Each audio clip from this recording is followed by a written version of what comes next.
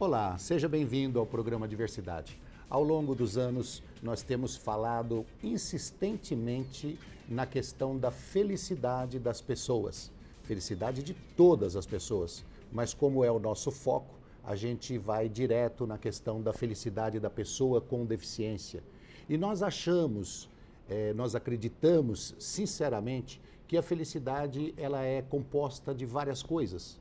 É composta do amor que nos rodeia, é composta das conquistas, é composta da liberdade que obtemos, da dignidade que temos, mas para obter parte disso, digamos assim, mais sinceramente na questão dignidade e liberdade, nós precisamos ter autonomia, nós precisamos conquistar. E para isso, o mercado de trabalho é talvez o único caminho.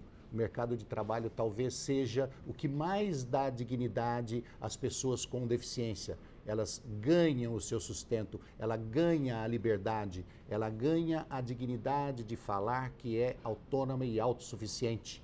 Para falar a respeito de mercado de trabalho e da preparação dessas pessoas para o mercado de trabalho, nós trouxemos aqui a Maria Nancy Lima Vieira, que é a Nancy, sim, certo? Que é diretora voluntária e fundadora do Núcleo Caminhando, que já está completando 27 anos.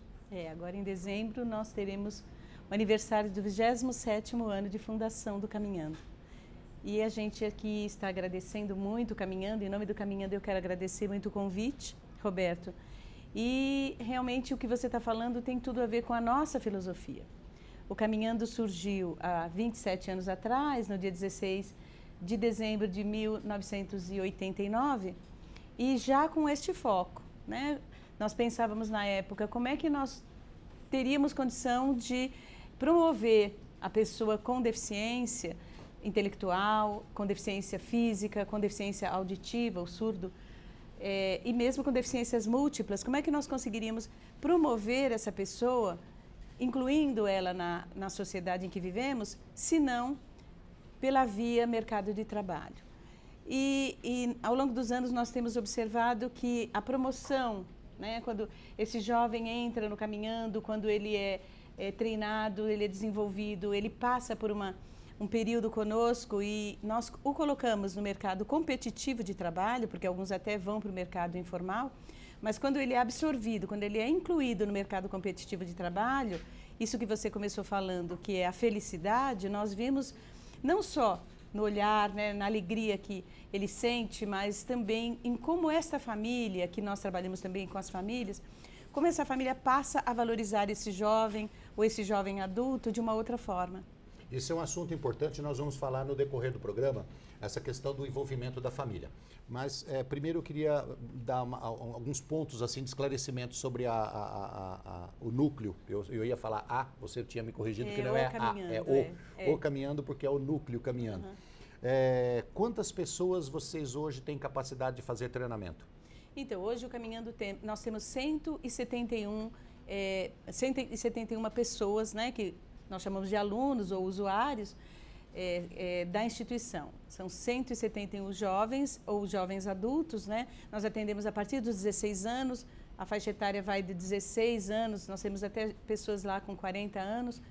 E hoje temos esse contingente, mas ao longo desses anos todos, nós já tivemos a oportunidade de colocar no mercado de trabalho mais de 1.500 pessoas, hoje já empregadas e vivendo as suas vidas, casaram-se, estão aí no mundo. Só cabe uma explicação, Nancy. Muitas vezes me questionaram sobre a questão de treinamento ou escolaridade das pessoas com deficiência, e a gente fala assim, ó, crianças de 16 e 40 anos de idade. Aí o pessoal que não entende do mundo da pessoa com deficiência, né, os iniciantes, os que estão vindo agora, fala assim, mas 40 anos você vai treinar para o mercado de trabalho? Sim, 40 anos treinar para o mercado de trabalho, 50, 60, qual é o problema? E muito pelo contrário do que se pensa, As pessoas com 40 anos talvez estejam indo para o seu primeiro emprego. Porque a sociedade não dava espaço para o treinamento dessas pessoas, não deram espaço para o mercado de trabalho, não deram espaço para a escola, e eles ficaram enclausurados dentro de casa por todos esses anos, e de repente surge aí um caminho, surge uma luz, uma liberdade, e a pessoa com 40 anos sai de casa como um jovem, como um cara de 15 e vai ter a sua primeira experiência. Então, por isso, treina-se pessoas de 40 anos também. Também. Até porque, assim, no ano de 2010, um parênteses, antes disso, né, o Caminhando foi fundado em dezembro, em seguida, já logo junto, né, naquele ano de 1999, o presidente Collor sancionou a lei de cotas. Então, essa lei é uma lei que surgiu, mas que de verdade começou a ser efetivada, né, quando começou o Ministério Público indo atrás das empresas para o cumprimento dessa lei. Vamos pensar que de 10 anos para cá que isso tem acontecido mais efetivamente. Então, como você falou, Roberto, a pessoa com deficiência, ela, até alguns anos atrás, ela ficava realmente enclausurada dentro de casa e sem a oportunidade, até de escolarização. Também a escolarização é alguma coisa que limitava muito mais. Hoje, com essa questão da inclusão no Brasil ser algo um pouco mais olhado, né? Mas se muito pensado, recente. muito recente.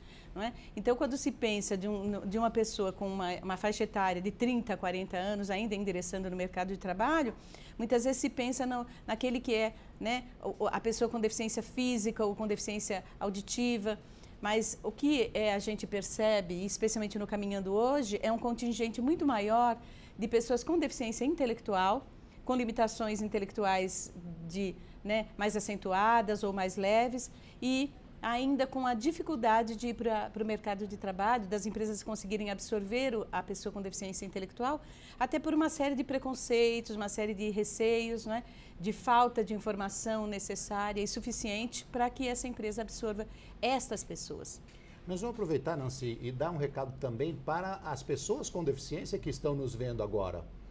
Se você tem 40 anos ou mais, e de repente você chega e fala assim, não, eu já estou muito velho para começar, estou muito velho para iniciar no mercado de trabalho, para iniciar na escola, não se engane. Primeiro, que hoje em dia 60 anos é jovem. E segundo, que você vai ganhar uma felicidade tão grande a hora que você sair de casa, a hora que você ganhar a sua autonomia, a hora que você for conquistar e você entender que é capaz, que tem potencialidade para desenvolver um grande trabalho, isso vai te trazer uma satisfação pessoal enorme. Então, não fique achando que o tempo passou, que você é deficiente e já está ficando velho, quer dizer, somando as duas coisas, você se torna um inútil. De jeito nenhum. Saia de casa, pega a sua cadeirinha de roda e vai embora. Vai procurar trabalho, vai procurar um curso técnico. Sim. Bom no recado? Ótimo, isso. Excelente, é isso mesmo. Fala uma coisa para mim, quais os tipos de deficiência que vocês atendem lá? Então, hoje o Caminhando atende, na sua maioria, deficiência intelectual, né? As pessoas com deficiência intelectual. Mas na instituição nós temos, vamos pensar, uns 10, 12% de pessoas com deficiência auditiva, né, que é o surdo, ou com deficiência múltipla, quer dizer, aquele que é deficiente intelectual e tem um grau de surdez, deficiência física com um comprometimento intelectual. Então, tem muitas pessoas que têm deficiência intelectual e têm um comprometimento físico. Sim, isso também é bastante comum aqui no Brasil e em todos os lugares, né? E hoje nós temos lá os nossos projetos, tem um projeto especificamente voltado para o desenvolvimento das capacidades laborativas, onde eles passam por atividades com os técnicos, né? Nós temos assistente social, psicólogo, nós temos educadores, educador de arte, educador musical, nós temos pessoas de diversas áreas para poder estar treinando esses jovens para que ele possa se desenvolver e conseguir, né? Primeiro, a compreensão plena do que é o mercado de trabalho, quais são as exigências, deveres e responsabilidades, comprometimento, entendeu? Para que se tornem profissionais.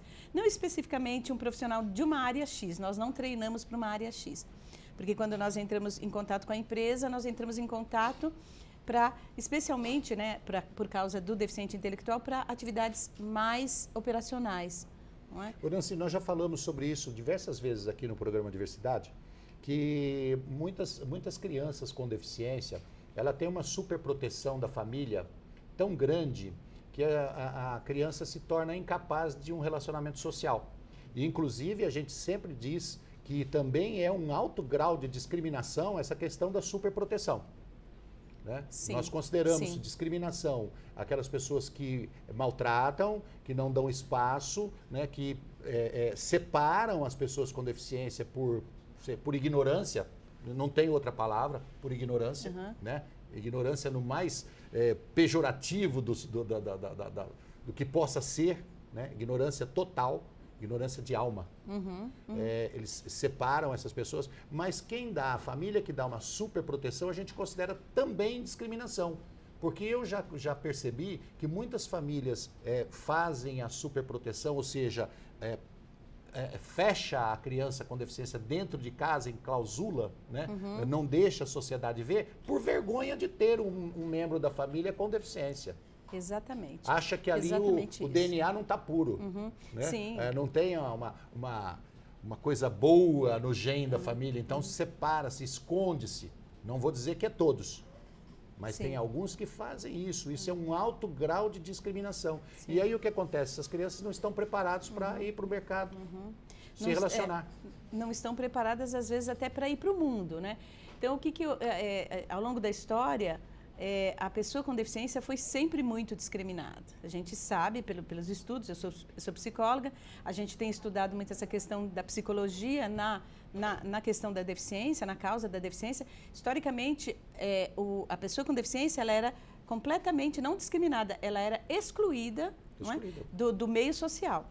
Agora, tem uma questão que eu acho que é importante a gente pensar um pouco e refletir, especialmente as pessoas que estão nos assistindo, que ninguém é preparado para receber uma pessoa com deficiência no seio de uma família, não é? Ou a pessoa adquire uma deficiência ao longo da vida, ou ela nasce com uma determinada limitação física, intelectual, auditiva, e aí aquela família ela é impactada naquele momento. A família, especialmente os pais, eles passam por um período muito grande de luto, onde eles vão ter que elaborar, não é? Psiquicamente, emocionalmente, a questão de terem recebido uma criança, um bebê com deficiência. Esse luto ele pode ser elaborado mais rapidamente ou demorar mais. E esse luto significa, eu vou precisar enterrar a minha fantasia de um filho não deficiente, de um bebê normal, vamos falar assim, de um bebê sem uma limitação. Eu vou precisar elaborar isso dentro de mim. E aí, ao longo da vivência com essa criança, logicamente, a família vai passar a amar essa criança. Mas entre a superproteção e a rejeição, é uma gangorra, tá? Então, assim, ora, emocionalmente, eu rejeito aquele membro não desejado, e ora, eu passo para o outro extremo, que é a superproteção. Então, muitas vezes, não é uma coisa consciente, às vezes é um sentimento, uma atitude que a família tem, buscando realmente assimilar aquela criança, não é? Agora, quando isso se perpetua ao longo dos anos dessa criança, essa criança se torna jovem, isso vai fazendo com que esse ser se torne uma criatura extremamente insegura e introspectiva, deprimida. E esse é um dos grandes problemas que nós enfrentamos no Caminhando, e eu acho que todas as ONGs que trabalham com a pessoa com deficiência enfrentam esse problema, a questão de termos todo um trabalho, né? Nós trabalhamos não só o jovem, o nosso cliente, né, da ONG, o assistido, o usuário daquele serviço, mas nós trabalhamos também a família, porque muitas vezes nós passamos por uma experiência que para mim é bastante chocante, quando o jovem está pronto para o mercado de trabalho e a família não quer, por insegurança, porque não quer deixar o filho ir para o mundo, né? Eu vou interromper você, que nós temos que ir para o intervalo, mas um último recado. Para você dar mais amor, tem que buscar conhecimento. Nós vamos para o intervalo e já voltamos.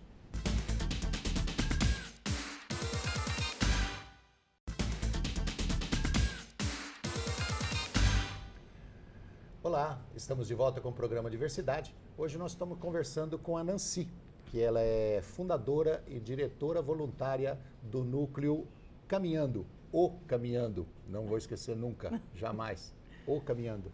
E nós estamos falando no bloco anterior sobre a questão da importância do envolvimento da família na caminhada para a vida, né?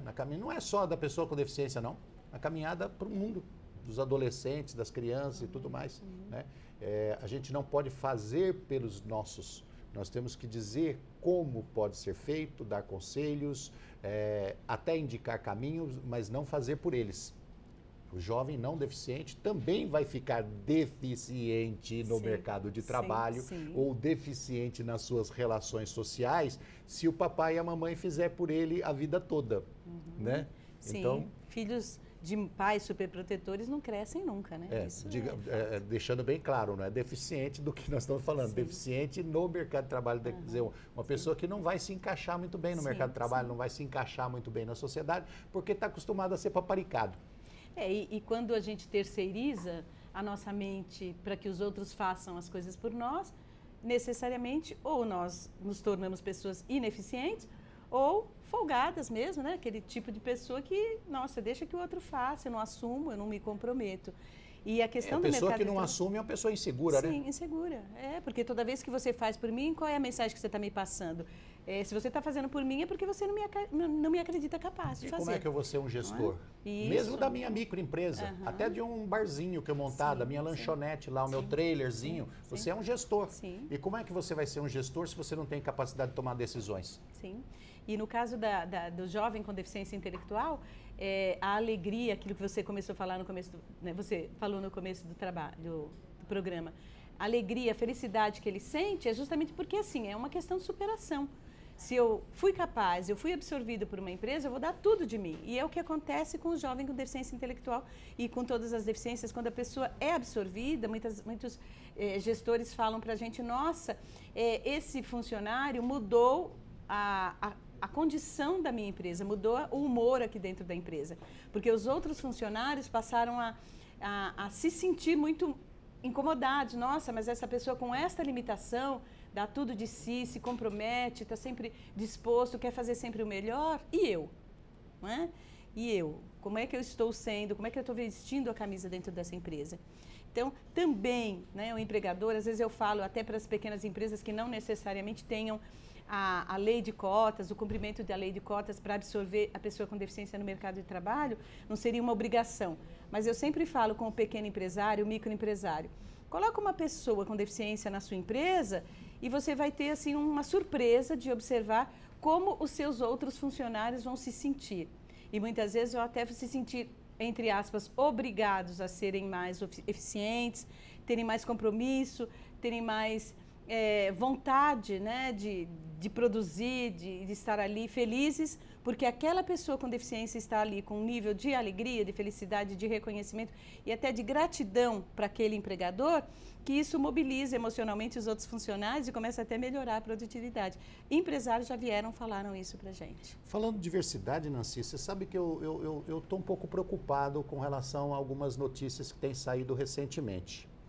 Uma das maiores atrocidades que aconteceram na humanidade no decorrer dos 2 últimos séculos aí foi a questão da procura pela raça pura, a raça ariana, que foi um trabalho fenomenal, né, de maldade feito pela SS, pela Gestapo, né, pela polícia alemã na época da Segunda Guerra.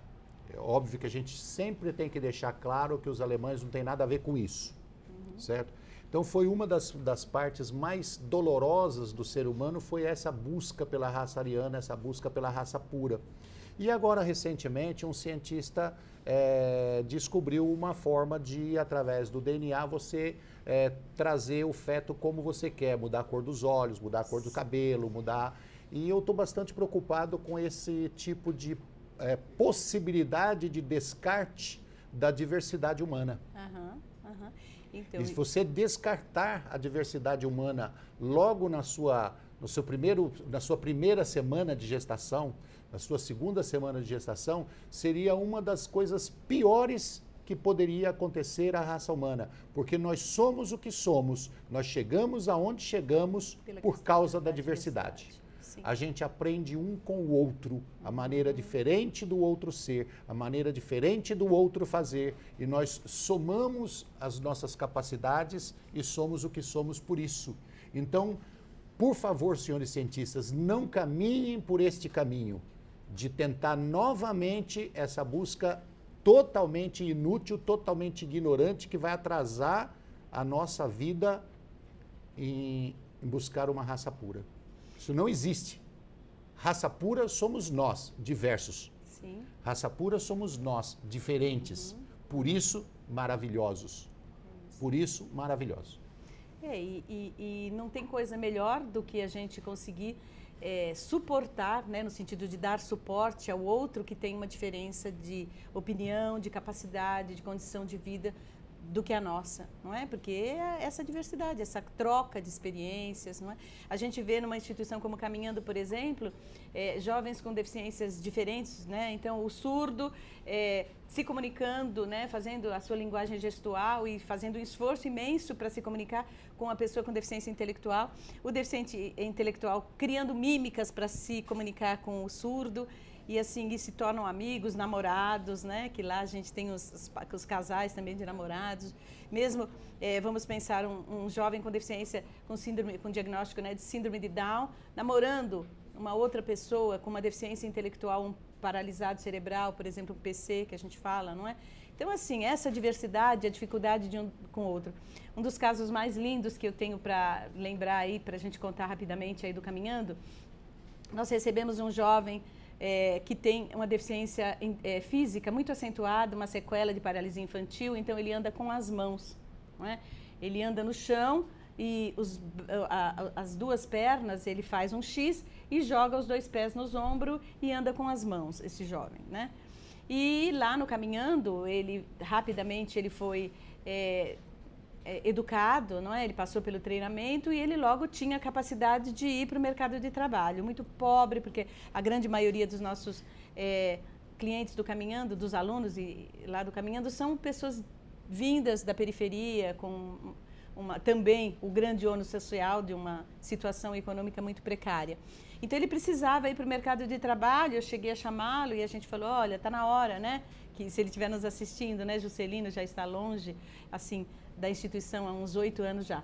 E aí ele não queria sair da instituição, aí eu falei para ele, nossa, nós arranjamos emprego até numa multinacional, e por que você não quer sair, Juscelino? Ah, é porque eu estou namorando a Maria, não é? Estou namorando a Maria, e aí eu arregalei os olhos e falei, nossa, Juscelino, você e a Maria, a gente não quis falar para todo mundo. A Maria é uma jovem com deficiência intelectual, uma deficiência até moderada, ela não conseguia ver hora, não conseguia entender nada de matemática, nada de número, tinha dificuldade de andar sozinha, então ela conseguia pegar o ônibus quando alguém a ajudava a entrar no ônibus e o motorista, que ela sempre pegava o mesmo horário, sabia onde ela descia. Então, a Maria com uma deficiência mais acentuada. E resumindo a história, a família da Maria, percebendo esse namoro, não aceitava, porque o rapaz tinha uma deficiência física muito acentuada e um padrão de beleza muito fora dos padrões normais, a família rejeitando, e aí o Juscelino arranjou esse emprego, nós arranjamos emprego para ele, um emprego razoável, comprou um barraco, né, ali na comunidade onde ele já tinha a família dele, a irmã, e pediu a Maria em casamento, não é? Eu fui madrinha desse casamento, né? Eu fui com eles, colocar os papéis lá no cartório, eles se casaram, fizemos uma festa lá, um almoço lá com toda a comunidade lá do Caminhando, toda a família Caminhando. E assim, hoje eles estão casados, estão cada qual na sua empresa, ela trabalha num grande supermercado, uma rede de supermercado, onde nós a colocamos, e eles estão vivendo a vida deles como um casal, um com deficiência física, um com deficiência intelectual. E lá já tem gente que não consegue uns 8 anos já de casamento. Tem gente que não consegue ver a beleza disso. Tem gente que não consegue enxergar isso. Oranci, nós caminhamos para o final do programa. E a gente agradece. Eu agradeço bastante o trabalho de vocês. Rapidamente, assim, vocês têm, só sim ou não, você tem acordos ou contratos com várias empresas? Com algumas empresas, sim. Ok. Se você quiser entrar em contato com o Núcleo Caminhando, você pode entrar no site www.caminhando.org.br ou telefonar para 5541-8845. Fala com a Nancy, ela explica para você tudo que você tem que fazer para se dar bem na vida. Só não dá resultado de Mega Sena, né? Sim, não, sim, que pena, senão eu... Mas mercado de trabalho vai fundo. Eu agradeço a você, agradeço ao trabalho do Caminhando e agradeço pela sua vida. Nós agradecemos, foi uma honra estar aqui com vocês e que Deus abençoe o seu trabalho tão lindo e que a gente possa estar assim, sabe? Nós que trabalhamos e nos preocupamos com essa causa, que possamos estar sempre unidos aí buscando a colocação desses jovens e especialmente a promoção da felicidade humana para todos eles. Melhor qualidade de vida para o mundo. Sim. Obrigado a você de casa que esteve conosco e nós te esperamos na próxima semana com o programa Diversidade. Até lá!